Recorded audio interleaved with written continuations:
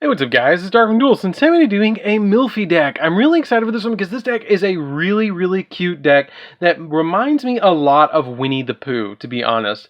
Like, the way that they actually base the artwork off of it, it just reminds me of how cute the animation of that was, and how it reminds me of kind of like the 100 Acre Woods, and the monsters just running through the fields and being super cute throughout the entire artwork. And it's just a really cute budget level 2 beast deck. If you've never played a beast deck, there's other beast decks like the raccoon archetype that you actually kind of put into this deck to make it work a little bit better. So without further ado guys, don't forget to like, comment, subscribe, hit the bell on there so you can come part of the notification squad, and definitely check out the Patreon down in the description below because we have some awesome rewards for you guys, like getting in the description for every single video to get assigned cards at the mail, or even getting a requested deck profile just like this deck every single month that you are a patron, along with test hands. So without further ado guys, let's get straight on into this. So first off, we're going to be playing 3 copies of Melffy Puppy. What this card does is, if your opponent normal or special summons a monster, except during the damage step, or if an opponent's monster targets this card for an attack, you return this card to your hand, then you get a particular ability. All of your Melffy monsters share that particular effect, that if a opponent normal or special summons or attacks them, then they can bounce back to your hand and then trigger an effect. They also all share the ability that during the end phase, you can special summon this card from your hand, and you can only use each effect of them once per turn. So your Melffy Puppy is probably the best one that lets you special summon a level 2 or lower beast type monster from your deck, which is really cool because there's a lot of beast monsters that are level 2 in this deck that can trigger that ability with great plus. Like, you can get a lot of pluses off of this particular card, which is really nice. We then play 3 copies of Melffy Kathy. What this card does is, if this card is returned to your hand, then you can add a beast monster from your deck to your hand as well. So this card can kind of help you get out your puppy out of your deck, or get the other cards that you might need, like a Hop-Eared Squadron, or a particular monster that you might need to go off with this deck. We then play a single copy of Pony. Pony is just a 1-of to me. I hope that they actually give this deck a little bit more support, because we only have 4 to 5 Melffys. You don't play Rabby in this particular build, but you can play Rabby in a Rescue Rabbit build. What this card does is, if this card is targeted for an attack and you return it to your hand, then you can add a level 2 or lower beast monster from your graveyard to your hand. It's just good later in the game, and it's a good card to play as a 1-of to get back your cards from the graveyard. We then play a single copy of Finny. Finny has the ability that you can return this card to your hand, and then you can special summon a beast monster from your hand, which is pretty cool to help tag in and out your monsters, but I just feel like Finny is a good 1-of. I probably wouldn't play Finny at any more than 1 right now, unless there comes out with one that lets you special summon out a beast monster from the hand, and then it triggers an effect to one of your Melffy monsters. Then we play 2 copies of Hop-Eared Squadron. Hop-Eared Squadron is pretty cool in this deck because during your opponent's main phase, you can special summon this card from your hand, and then you can immediately, after this card resolves, synchro summon a monster, which is usually going to be your copy of Herald of the Arclight. Is usually going to be what you're going to go directly into to summon out your copy of your Hop-Eared Squadron. You just play 1 copy of the Herald of the Arclight, but this card's really nice to be able to special summon out to your side of the field and then synchro summon. We then play 3 copies of Nimble Beaver. Nimble Beaver is kind of a cool card because it's a level 2 beast monster that when it's normal summoned, you get to special summon 1 level 3 or lower Nimble monster from your deck or graveyard.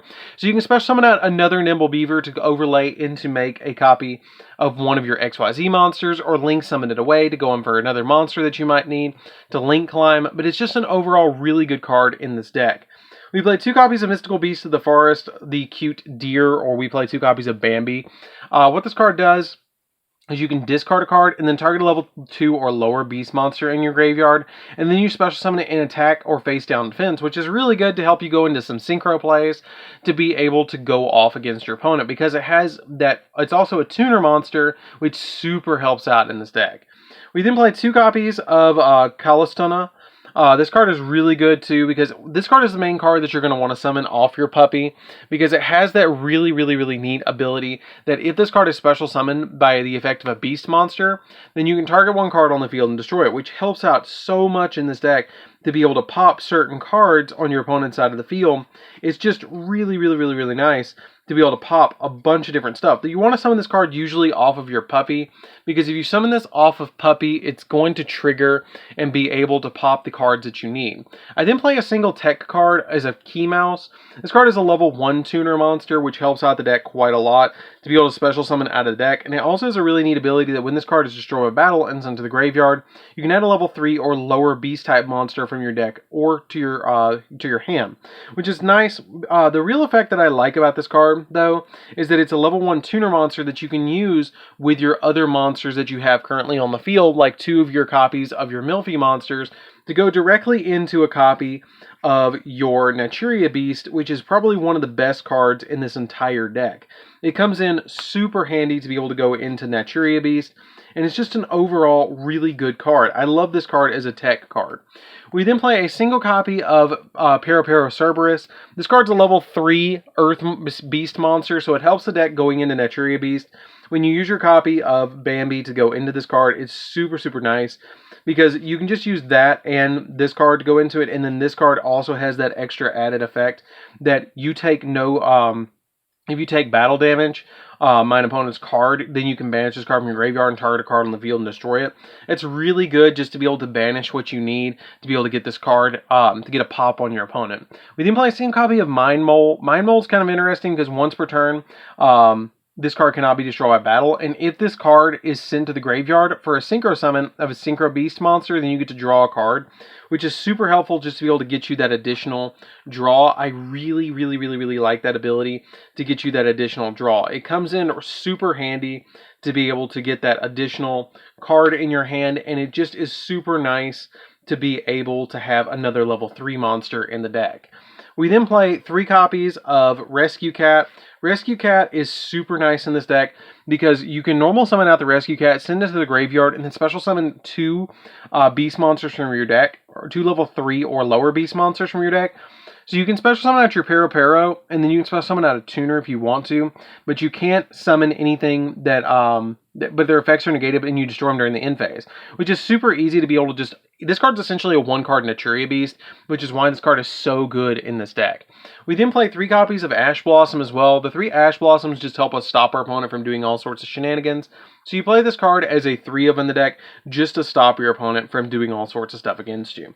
So that's it for the monsters, guys. Let's get into the spells. And hands down, probably the cutest deck of 2020.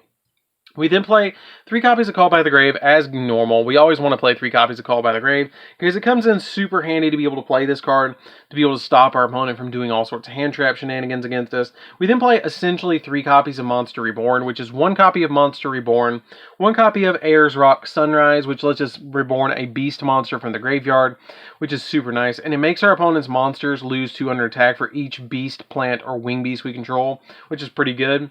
And a single copy of Melffy Tag. This card's really good too because it's a quick play. That's why I like this card as a 3 of in the or a 1 of in the deck. You get to target any Melffy in your graveyard and special summon it, which is super nice to be able to make your opponent attack into it, into a puppy. Puppy bounces to hand, and then you special summon out the bunny, of the forest, and then you special summon that out, and then pop a card on your opponent's side of the field. Melffy Hide and Seek is super good because the first time a beast monster will be destroyed by a card effect, each turn it's not destroyed. And it also has a Pot of Avarice effect that lets you shuffle all of your beasts, or 3 of your beasts back into the deck, and then you get to draw a card, which is super nice. And then we play 3 copies of Obedient School. Obedient School is really, really, really good in this deck. And it's actually a 1-card Naturia Beast, which is pretty cool too.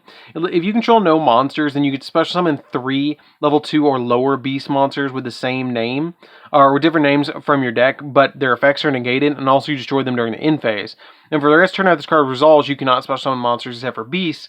But if you special summon out the Key Mouse, which is why I play the Key Mouse for this card, and 2 of your Melffy monsters, then you can immediately synchro summon into a copy of Nat Beast, and depending on the deck you're playing against, can instantly shut down your opponent where they can't even play. So that's it for the spells, guys. Let's get into the traps. So for the traps, we're playing a single copy of Melffy Playhouse and 3 copies of Dynamuscus. Dynamuscus is kind of cool in this deck, and so is Playhouse, because Playhouse is kind of cool because it lets you detach any number of materials from a Beast XZ you control up to the number of cards your opponent controls, and then you return them to your hand. So if you detach like 2 materials, you get to target 2 cards on your opponent's side of the field and bounce them, which is pretty good. And then also, all beast monsters you currently control gain 500 attack that are XYZ monsters. So you can boost up your monsters up by like 1,000, which is pretty good.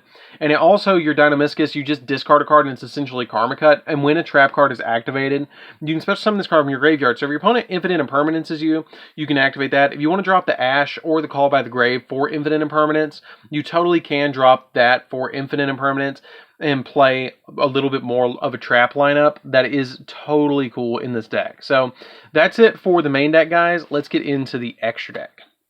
So for the extra deck, we're playing a single copy of Melffy Mommy. This card's really awesome. I love this card. What this card does is once per turn, quick effect, you can attach a beast monster from your hand or face it from your field to this card, and this card gains effects based on the number of cards attached to it. If it has 3, it cannot be destroyed by battle. 4, you take no battle damage from battles involving this card. And if you have 5, when an attack is declared involving this card, in attack position, an attack monster, you can inflict damage to your opponent equal to the attack of the opponent's monster.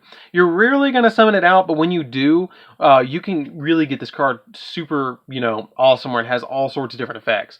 We played 2 copies of Melffy of the Forest. This card's really, really good. This card's the go-to card of the deck, because what it does is you detach a material from this card to add a Melffy card from your deck to your hand, and if another face-up Melffy monster you control is returned to your hand, then you can target 1 face-up monster your opponent controls, and it cannot attack and its effects are negated while it's on the field.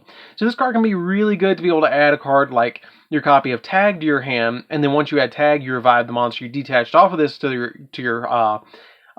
you special summon out it with Tag, and then you go off with the play pass to your opponent. Your opponent normal summons something out, you bounce it to your hand, get the effect off, and then immediately trigger your copy of Melffy of the Forest and negate the opponent's monster. It's a good disruption.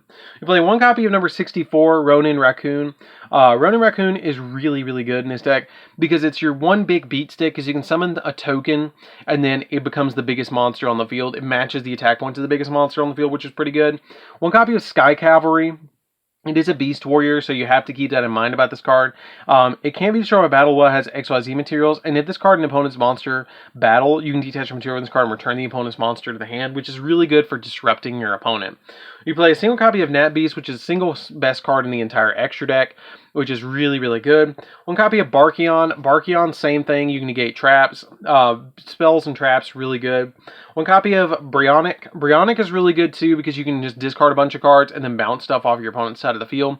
But you have to make sure that you're not using something like Obedience School when you try and summon this card.